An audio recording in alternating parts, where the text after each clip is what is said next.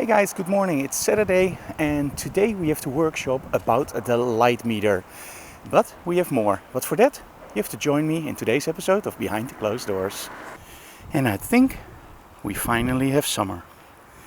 Although the temperature has been going up and down like crazy, this looks really nice.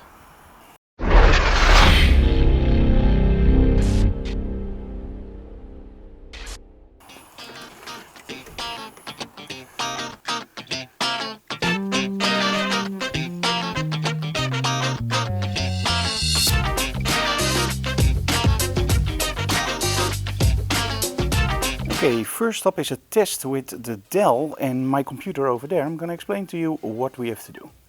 Okay, during Digital Classroom I of course show you the photo shoot in the studio and everything works fine with that. We have several cameras connected to Wirecast, actually to a Roland switcher and then into Wirecast. But the thing is, as soon as I start demonstrating Photoshop, that's where we got delays of like 1 or 2 seconds. And I try to anticipate on it, but that's terrible because then the delays get even worse or it just doesn't work. So I have to find out a way to get my desktop to Wirecast with as little as possible delay. Now we use Desktop Presenter from Wirecast, but somehow there's a 2-second delay. And I think the reason is that my main monitor is a 4K monitor. Now when I switched to the 4K monitor, somehow Wirecast Desktop Presenter didn't want to mirror the other screens anymore, so only the 4K. It does want to mirror the other screens, but it gives you really weird resolutions. So I think the problem is somewhere there. So what I'm first going to do is I'm actually going to try to get the BenQ on 1920 by 1080 to see if that works, and otherwise I have to find another solution that has no latency. If you have any ideas, leave comments below. And a final, but that will be the final solution, will actually be that we use a splitter on the Cintiq and go into the Roland actually with HDMI. But that's something I don't want to do because that also means that we have to buy a second Roland or sacrifice one of the cameras. And we really love all those angles. So yeah, that's step 1 for today. I set everything up for a test run. So that means that we now have our laptop with Wirecast. Here we have the Roland and the switcher, and I'm now rebooting the PC. And what did I change? Well, I now created something a little bit different. Now normally the BenQ, let me turn this way. Normally the BenQ is a 4K monitor. That's of course the Cintiq, and that's our third monitor. And I think that one of the problems is that as soon as you have a 4K monitor, everything in Remote Desktop Presenter went a little bit weird, like weird resolutions, also on the monitors that were set on 1920 by 1080.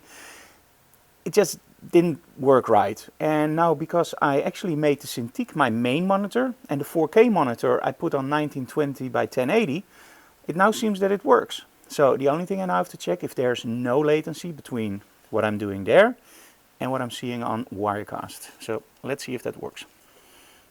Okay, starting up Desktop Presenter. And now as you can see, I see normal resolutions. So the 4K is now actually in 1920 by 1080.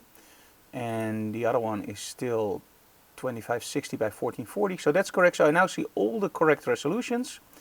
So let's see if we now have a connection. And there we go. So now we have the connection. And now I have to check if there's no latency. That seems to have fixed it. There's still a small latency, about, well, half a second, maybe a little less under a second, but I think that's doable. So for the next Digital Classroom, we're going to test this out. And if this is better, then we keep it this way, and otherwise we have to go for a hardwired connection. And I really hope I don't have to do that, because that means that we have to sacrifice one of the cameras. Brought back the latency even more. You have these 2 options, and normally I have them unchecked, but somehow I think because I changed the resolution they are checked again. And that's actually 3D compatibility and capture audio. Now I didn't activate those, and now the latency is about half of what it was. So we're getting there. I think this is very workable. Awesome.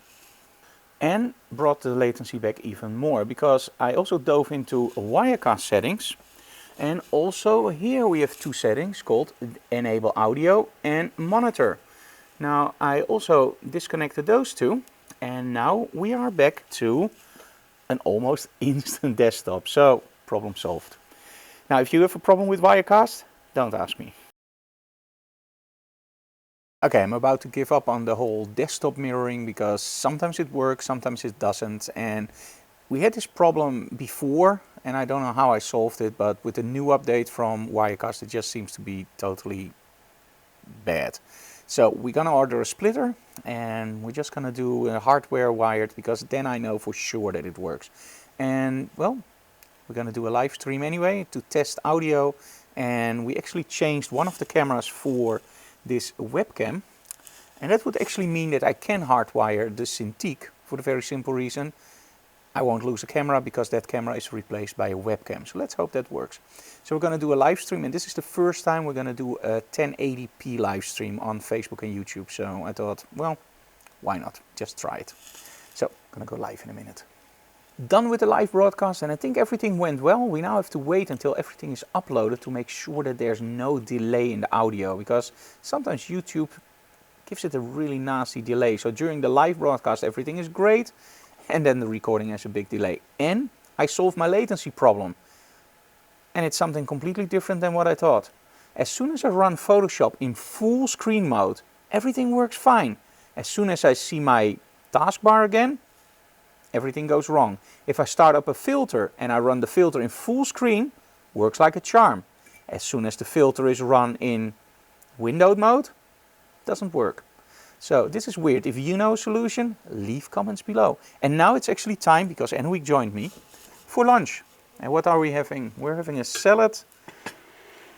Looks really nice. And after that, it's time for the workshop with the light meter. But first, I promised you something that came in the mail. So as soon as I have my lunch, I'm going to show you that. Okay, so I promised you to show you something that came in the mail. Now, you know that when we switched from Apple to PC, or in other words, in my case, the Dell, that I needed more power on location. And of course, also for the Wacom Mobile Studio Pro, we're still looking for a great solution. Now, the Rev Power did it great. But I was going like, maybe there's even more power. And that's when we found out about these guys. The Rich Monkey Fold. Now, what is it? Believe it or not, I'm going to read the specs. 12 volts, 22 amp hours. 5 volts, and now brace yourself. 52,800 milliamp hours. Wow. The Rev Power was only 28,000. So this one is a lot more. So we have a 13 amp cigarette lighter output. And how does it look? Well, it's not that big. It's actually small compared to what it is, right? You just open it up, and over here you have 2 USB, a charger port, and the cigarette lighter output. And it's a really simple device. You just press here and you see how much power there's still inside, and it just works. Oh, and yesterday I promised you guys to give you a tip for your iPhone usage, right?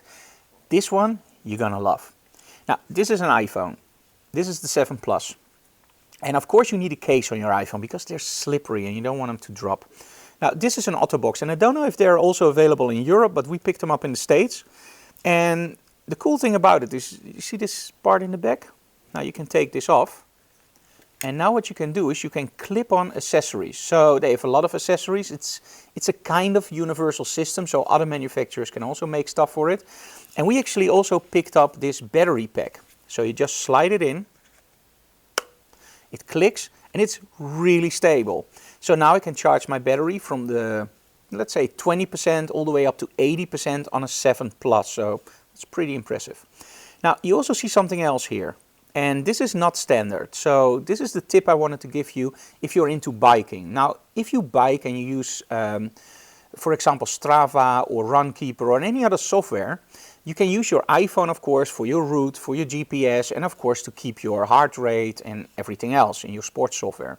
But you need to mount it on your bike. Now, there are many solutions, but my experience, especially with mountain biking, is that your phone will drop, because it's not safe and it's not securely fastened. Now, this is a quad lock, and the same system is on my bike, And you can buy these loose. Now normally you can buy cases for quad lock, but then you have to change the case, everything. And that's a lot of work because you have to take this case off, put the other case off, and of course you have a chance of damaging your phone. By buying the loose quad lock, you put it on the battery, make sure you clean everything before you glue it on. And you glue it on, and now I have an extra battery during the trip. I have my quad lock, and I have my iPhone with me. Now you may wonder, where do you put your headphones? It doesn't have a headphone jack anymore. So I need to use that converter, right, that Apple delivers. No, I actually bought a small Bluetooth receiver and we use that for iPhones. So now we actually have a Bluetooth receiver on my jacket. So wireless audio, battery and quad lock. So that was my tip for you iPhone lovers out there.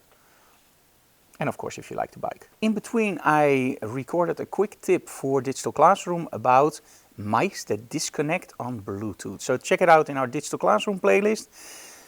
Now it's time for the workshop, the light meter, where in 2 hours I tell the students everything about how to use a light meter. So we're going to do reflective metering, incident metering, and of course, how to calibrate the light meter. So.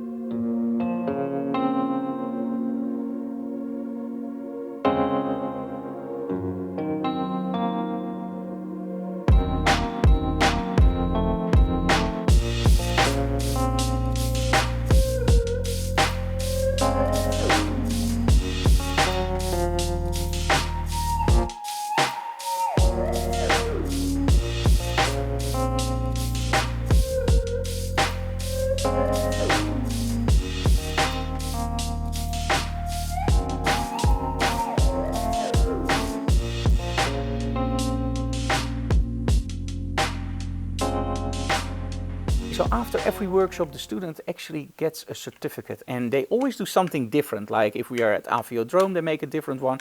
Watch what they did for the light meter. Isn't that cool? They are so creative. Okay, that was the workshop about the light meter. I'm done. I'm going home and we're going to edit today's episode of Behind the Closed Doors. Now, if you like what we do, please subscribe to this channel, leave comments below and hit that like button. Tomorrow we have a photo shoot with the Misses, Miss Beauty, and of course Miss Photogenique. You don't want to miss that one. Normally on Sunday we don't work, but this time it's an exception. Hey guys, see you again tomorrow. Bye bye.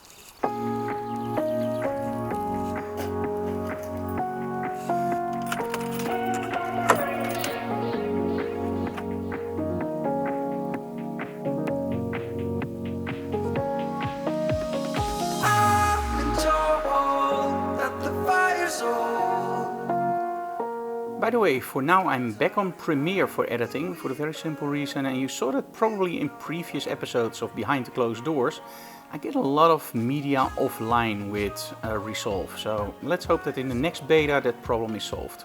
But for now, Premiere.